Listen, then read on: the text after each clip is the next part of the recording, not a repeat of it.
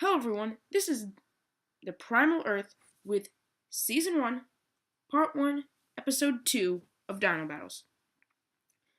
I now have put in a confirmed schedule for every Dino Battle, just letting you know.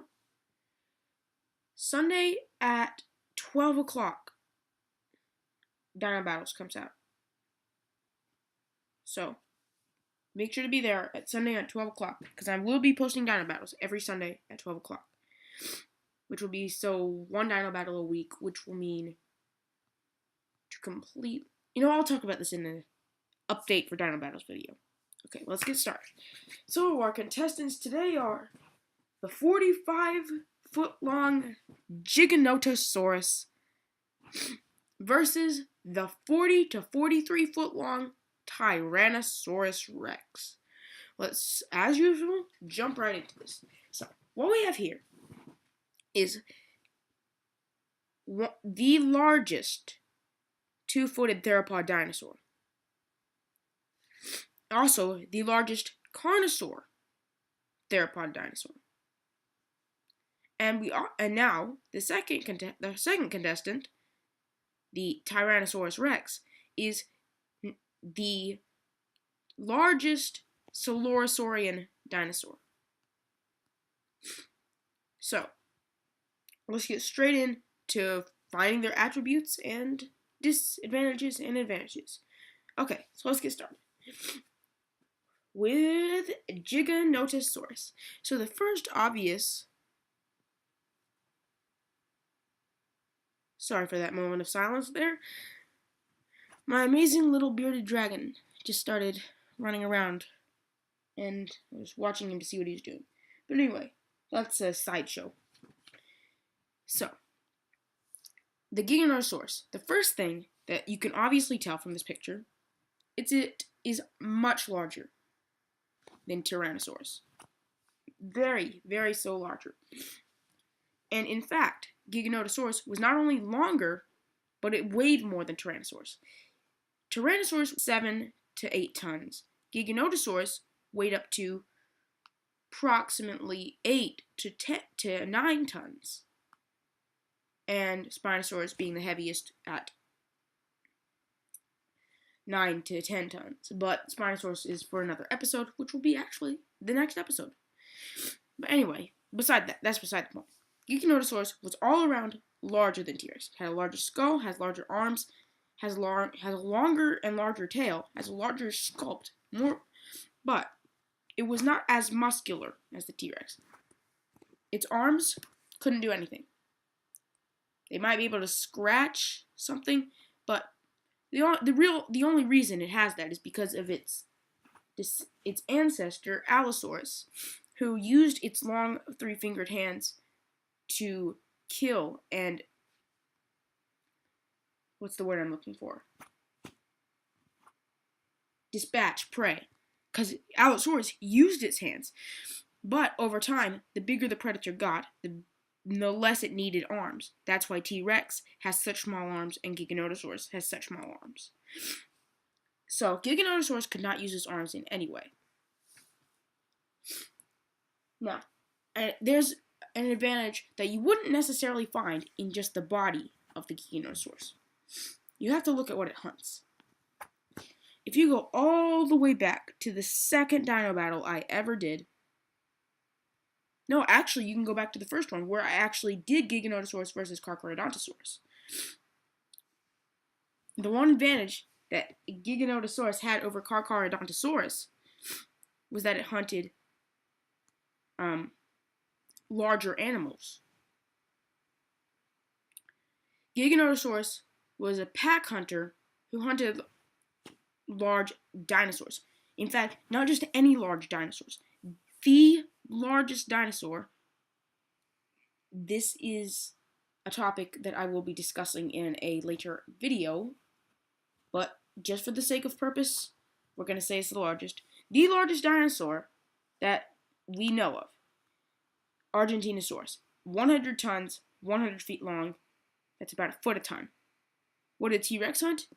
It hunted armored dinosaurs. But here's where Giganotosaurus comes into its advantage and also disadvantage. So, Giganotosaurus naturally hunts these larger dinosaurs. So, Giganotosaurus can attack a T-Rex. It can do that pretty well. But there's that's not the biggest advantage that it has. That is actually a very big disadvantage, because one Giganotosaurus is not going to take down a 100-ton, 100-foot long Argentinosaurus. I mean, think about it. There's no way that even the largest, well, actually Giganotosaurus is the largest, but there's no way that any predator on its own could take down a Argentinosaurus. So what Giganotosaurus did was, we're discluding the fact that both of these predators hunted in packs. Because if we did that, then we'd have the whole pack scenario, and we don't want that in this battle. We want a one-on-one battle between Giganotosaurus and Carcharodontosaurus. I mean, Tyrannosaurus. So, Giganotosaurus has these huge jaws with serrated shark-like teeth. They're similar to Carcharodontosaurus, but that's why Carcharodontosaurus is called shark-toothed lizard. But anyway, that's beside the point. Again, Giganotosaurus was designed to shear off meat with those teeth. It bit on the prey item and sheared off sheared off meat with its teeth. So the animal lives to provide more food for a later date, and the Giganotosaurus gets a meal. So it's almost parasitism. Almost. Because these animals are eating off this prey item while not directly killing it. But it's not. It's definitely not. Don't go and say that Giganotosaurus feeding off an Argentinosaurus is parasitism, because it's not. I said it's similar, or almost like that, because what it's doing is, you have this perfectly healthy Argentinosaurus just walking by. And then you have a Giganotosaurus comes up, bites onto it, rips off meat, and goes and walks away and eats that meat. The Argentinosaurus walks away, harmed, but not fatally. Giganotosaurus gets a meal out of it. So it's benefiting the Giganotosaurus while harming the Argentinosaurus. That's why I say it's almost parasitism. But now, this is the disadvantage, because Giganotosaurus wasn't designed to bite down and kill. It was designed to shear off meat. So the muscles in its jaws are not powerful at all. It does not have the power to take down something like that. It can't bite down. Its jaws were relatively weak. And it wouldn't be able to crush bone like its competitor, Tyrannosaurus. So, really, the fact that it hunts these large animals is in no way beneficial to the dinosaur's attack. The only benefit that this thing has against a T-Rex is its size and how it is much larger than the T-Rex. So now, let's go on to the second contestant, the Tyrannosaurus Rex that we all know and love. Well, there are some theories going around that Tyrannosaurus was actually a scavenger, and that's why it could crush bone. But, if you think about it, what dinosaurs would T-Rex have been hunting, say it hadn't been a scavenger? They were the animals that were like ankylosaurids, ceratopsians, hadrosaurs, lots of those. But the big thing about it is the Triceratops and Ankylosaurus, they have armor. They have armor plates. Ankylosaurus has armor plates. There are some Triceratops. It doesn't really have armor so much as the horns. But to get past those defenses, Tyrannosaurus would have to crush bone. But now, think about it. Is an Ankylosaurus really going to run fast away from you? Is a Triceratops going to really run fast away from you? Sure, a hadrosaur might run fast, but that's why they hunted in packs. They didn't need to go fast to hunt down a hadrosaur. So the prey it's going after was not fast, and they usually had armor plating, like an Ankylosaur or Ceratopsian. So now, the theory that says T-Rex was a scavenger can also explain why it can also be explained why what it would hunt. So, whether scavenger or not, T-Rex still has the attributes. So, Albeit the arms of T-Rex are very small, they would have been very muscular, able to lift up 500 pounds each. That's about 1,000 pounds total. Its jaws, they're designed to crush bone, whether it be crushing the armor plating of a dinosaur to kill it, or crushing bones that are left over from a meal that an animal has been previously eating. Those jaws would still be designed to crush, and those teeth, they're like railroad spikes. They go in, they're not coming out unless they're taking flesh with them, or bone as well. So a T-Rex can actually take down, okay, I'm putting it in a scenario, I would say, under the right circumstances, a T-Rex might be able to take down a smaller sauropod. Nothing like an Argentinosaurus. No. So, this would mean that the T-Rex has a huge advantage in the fact that it hunts armored dinosaurs, or it's scavenged. T-Rex also has a hidden weapon. We're going to assume here that T-Rex could have both been a scavenger and a hunter. The attributes of T-Rex and what it would have hunted also can help it when it would need to scavenge. Huge olfactory lobe has, if you look at here, it would have been very slow due to the bones in the leg. It has bone-crushing teeth, and it has huge muscular arms. So, don't really play a role in this theory. But think about it. If a T-Rex hunts slow, armored dinosaurs, it would need to have huge crushing jaws with huge steak knife or railroad spike teeth. And it wouldn't need to be very fast, because these things would be lugging around a huge armor. Now, if it was a scavenger, it would need a huge olfactory lobe. It would still need bone-crushing teeth, and it wouldn't need to be very fast. So, the things that say it's a scavenger also can say it's a hunter. So, we can say that a T-Rex could have been hunter or scavenger, or maybe both. If it was a scavenger, it's going to be eating rotten meat that's going to have lots of bacteria in it. And when that bacteria gets into its teeth, the next thing it bites can get an infection. So T-Rex has a secret weapon that can kill you. Even if T-Rex doesn't kill you with its first bite, which, if you're a human, there's no way it won't. But let's just say it didn't. You're going to die from infection. That's just how it's would work.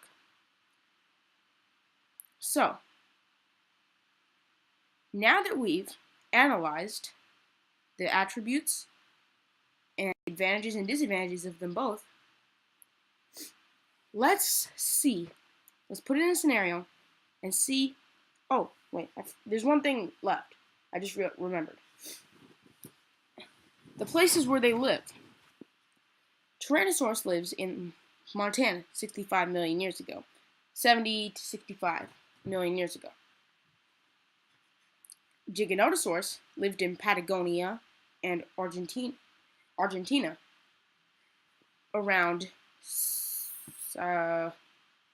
85 to 70 million years. Or until the extinction of the dinosaurs. I actually can't remember, but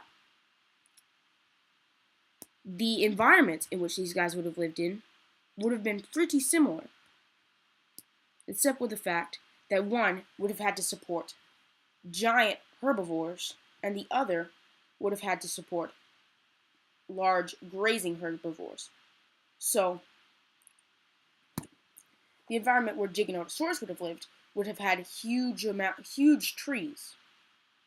And the environment where T-Rex lived would have huge plains. So that would mean T-Rex would have to be designed for hunting in plain sight. Giganotosaurus could use the trees to its advantage and camouflage. So, something that we haven't taken into factor would be the color. So this is why the surrounding area would have been a huge factor in this battle. Giganotosaurus is a carnosaur. Not carnotaur, carnosaur, which means flesh lizard. Carnotaur means flesh bull, and it was in a bellisword. And, well, there you go. They're two different kinds of things. Kinds of animals. So, a Carnosaur, although it's a theropod and theropods are related to birds, it wasn't nearly as closely related to birds as Coelurosaurs. And Tyrannosaurus, it's a Coelurosaur.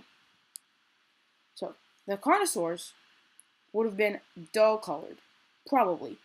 And judging by where Giganotosaurus would live and hunt, and the Argentinosaurus would need these huge trees to support it, it could have hunted in a forest where a dull color would be best because then it would camouflage you. But then, you have the T-Rex, on the other hand, who's a Coelurosaur. And this would be a disadvantage for it. Because Coelurosaurs are closely related to birds. Am I right? So, look at a bird today.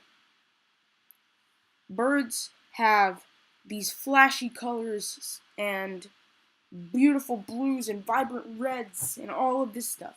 So, it'd be likely to assume that a tyrannosaur would have these same attributes. Maybe not so much as, say, a parrot or a cassowary with its blue neck, but still colors that would be vibrant. So, we have one that lives by camouflage. Now, this is just a theory that I've thought up right now. So, one that would live in the trees with dull colors, not like in the trees, but like in and around them, hunting these giant dinosaurs. And then you have one that would be hunting on the plains, maybe using some trees to its advantage, but it would be a flashy animal. It'd have flashy colors, basically, to attract a mate or something of that sort. So T-Rex have a dead giveaway if it was a T-Rex, but not so dead giveaway if it was a Giganotosaurus.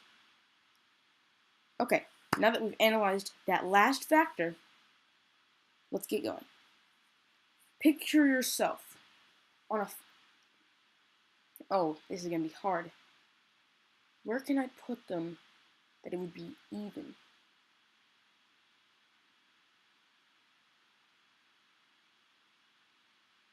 I've got it. Picture yourself in a valley, surrounded by trees.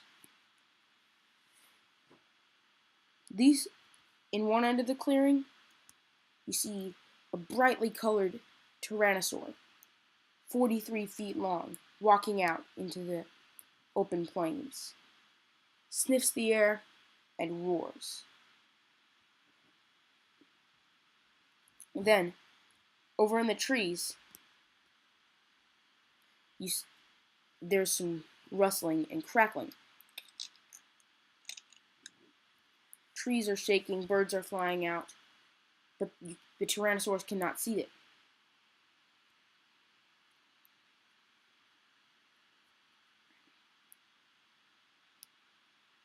So, Tyrannosaurus, investigating, walks over to the trees.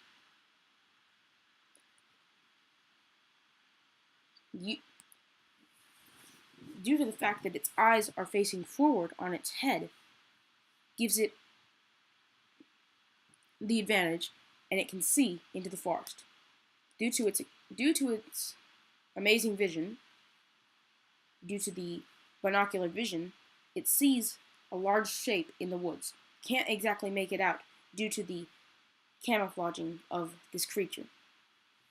Then this creature roars, runs out of the bush. The T-Rex backs away as the Giganotosaurus rushes out and roars.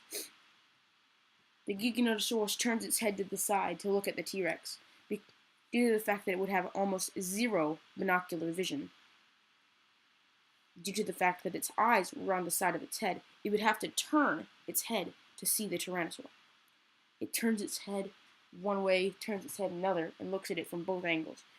It roars at the Tyrannosaur. The Tyrannosaur roars back. The fight is on. The Tyrannosaur circles around, sizing up the predator. The Giganotosaurus walks around and roars at the Tyrannosaur. The Giganotosaurus roars and runs at the Tyrannosaur. The Tyrannosaur, being the smarter, sidesteps out of the way. It roars again and runs and rams into the side of the Giganotosaurus. Giganotosaurus, using its arms, slashes but misses. The Tyrannosaurus slams its head into the neck of the Giganotosaurus. The Giganotosaurus becomes offset and shakes off and roars. The Giganotosaurus then runs straight into the T-Rex, slamming its head into the body of the T-Rex, bites down on the flank of the T-Rex. The T-Rex, being more muscular, muscles its way out and roars at the Giganotosaurus. The Tyrannosaurus runs forward, but the Giganotosaurus, being the faster of the two, moves out of the way. The Tyrannosaurus keeps lunging at it to try to scare it off, using these as tactics. Then, when it realizes the Giganotosaurus is not backing down, the Tyrannosaurus runs forward and takes one bite. The bite in the Giganotosaurus draws blood, but it wasn't a fatal bite. The infection will kill it later, if it doesn't get killed now. Giganotosaurus roars at the Tyrannosaur and runs forward and bites it. The Tyrannosaurus is flexing all the muscles in its side to get out of the Giganotosaurus' bite. The Giganotosaurus' teeth, being serrated, slice cleanly through the flesh of the Tyrannosaur, freeing it. The Tyrannosaurus can now turn around. Using its massive head as a club, slams its head into the side of the Giganotosaurus, offsetting it once more. The Giganotosaurus turns around and roars, as it is slowly gaining... As it's slowly getting back into balance. Then it sees the head of the Tyrannosaur rush forward. The Tyrannosaur bites down on the flank once more, but this time the Giganotosaurus cannot muscle its way out. The railroad spike-like teeth of the Tyrannosaur are so huge that they cannot be ripped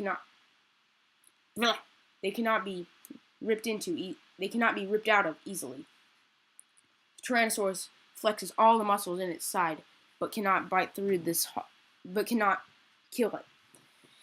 The Giganotosaurus eventually muscles its way out. It slams its head into the side of the T-Rex and bites down on the T-Rex's neck. But due to the fact that it hunts large sauropods and does not need a large bite force, this would have killed it had it had a large bite force. But due to the fact that it does not hunt these large creatures, it does not have a large bite force, and would prefer to slice meat off the bones than bite down and crush the bones. Tyrannosaurus turns around and slings its head at the Giganotosaurus.